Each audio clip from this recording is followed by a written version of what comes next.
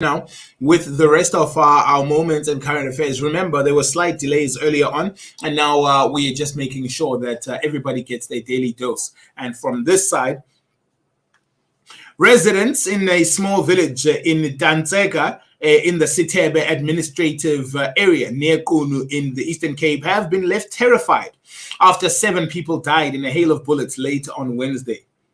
The victims were reportedly in mourning and preparing to bury a relative who had been gunned down in the same household on Tuesday last week.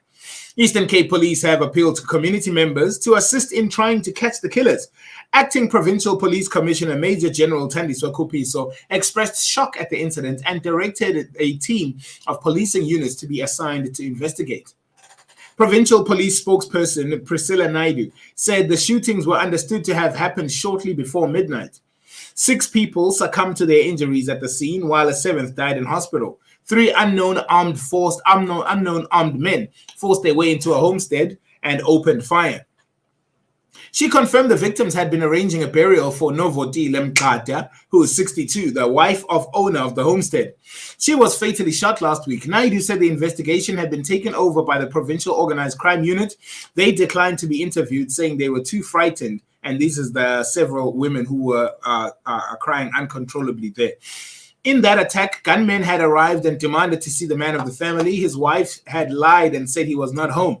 Then they opened fire and killed her and seriously wounded a couple's 9-year-old grandchild.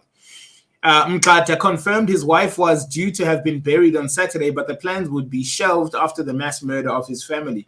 He identified the 7 victims as his older brother's wife, Notauzile Fukuzana, 68, his own daughter, Nokulunga Mkata, 38 years old, his youngest sister, Ntombelanga Mkata, who's 42, his oldest sister, Nomasango Mkangeli, who's 79, Ntombelanga's 2 sons, Pumzile and Nkosinoxolo, and Nkosinoxolo's friend, Gobani Gaubana, who's 29 years old. Mkata said his eldest son and his wife, who were present at the time of the attack, had survived by fleeing.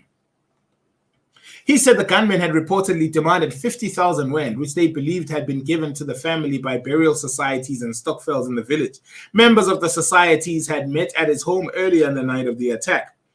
I had 15,000 rand to buy a cow for the funeral. That money is gone. The gunmen took it. He said one of the 7 victims had died not far from the garage of the N2 while being rushed to the hospital. Police had not allowed him to view the bodies of his slain relatives. He said they had joined the group so that they could help when the stock thieves hit.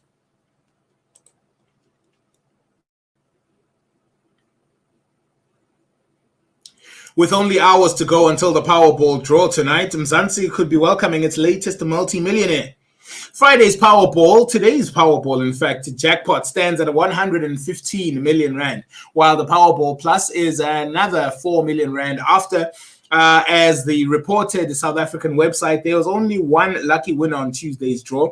That winner won 74 million rand. The Powerball and Powerball Plus will take place on at 2 minutes before 9 p.m. tonight. Good luck to everybody who's played.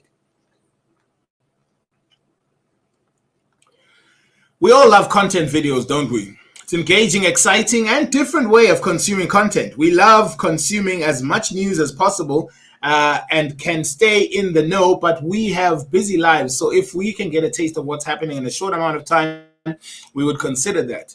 Enter Watch News in a Minute segment where they are just doing the most. They are doing way too much. So there's a man. If you're watching, if you're looking to watch the South Africans YouTube channel, just a click away. If you're happy with your daily dose, then you'll be happy to know that there are some really bad things happening out there and that some people are getting eliminated and arrested for the nonsense that they're doing out there.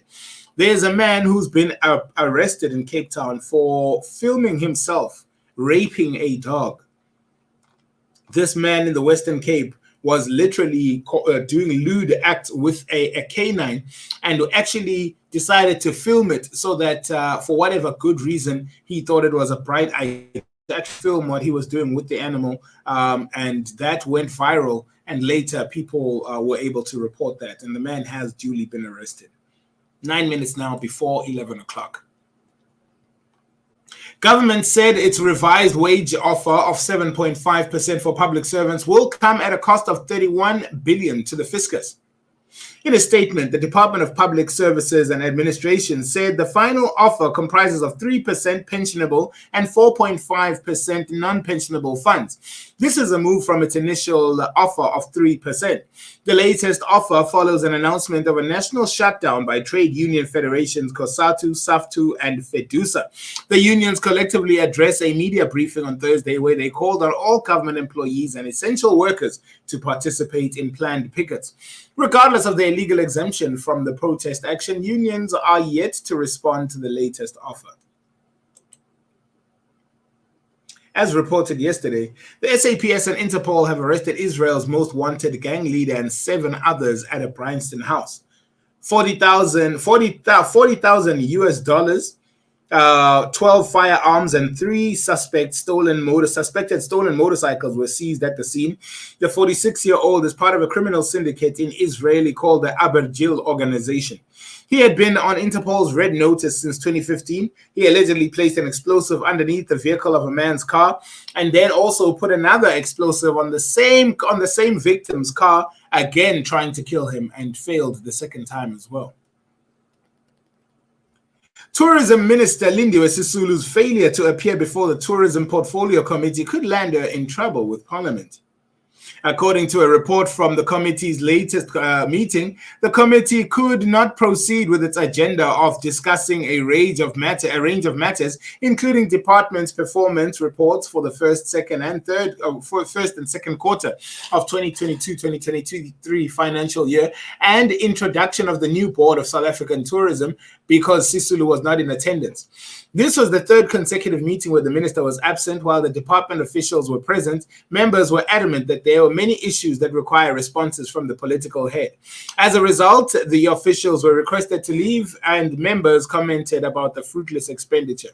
The committee also discussed Sisulu's non-compliance with its summons after the previous requests for Sisulu to attend were ignored. Sisulu has also not issued an apology, but sent senior counsel, who was not allowed to participate, was asked to leave.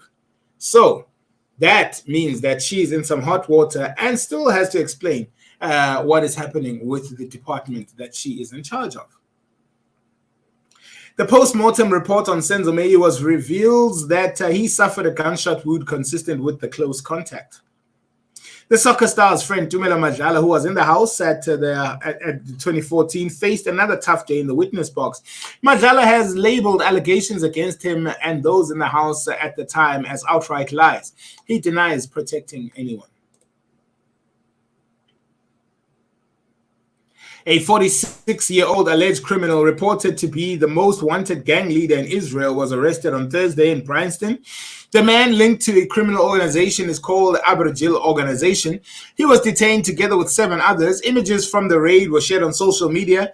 Herman Mashaba weighed in, claiming that when one raises the existence of international criminal syndicates in South Africa, some decide to unleash insults and naming calling against us. He said under the ANC's rule, South Africa is a World Cup of crime.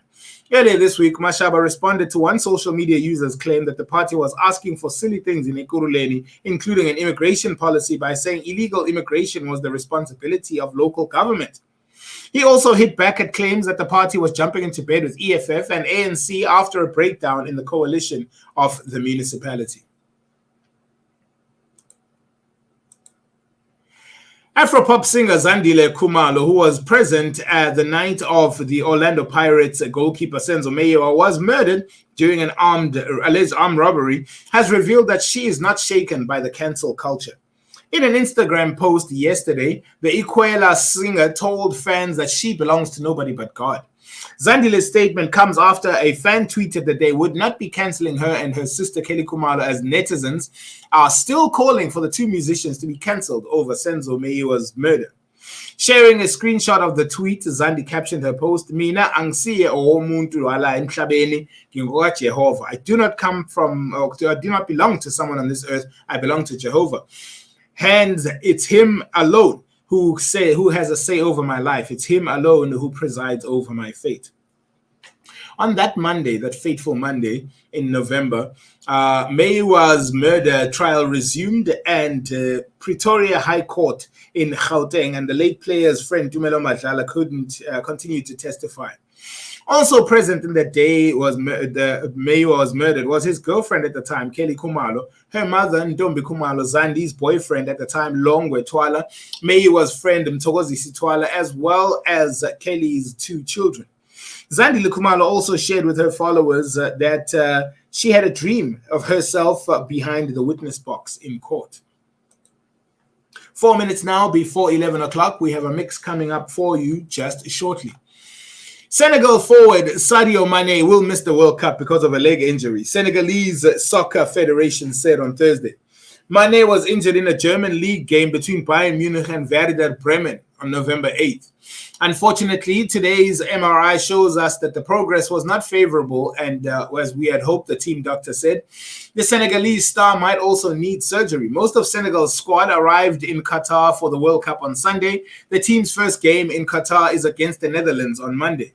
Senegal, the reigning African champ, had hoped that Mane could return at some point during the tournament. Senegal plays host Qatar 4 days after it faces Netherlands. Its final game in Group A is against Ecuador on the 29th of November. Mane was injured early in the Bayern game. The Bundesliga club said that the two-time African Player of the Year had an injury to the head of the fibula bone and his lower right leg.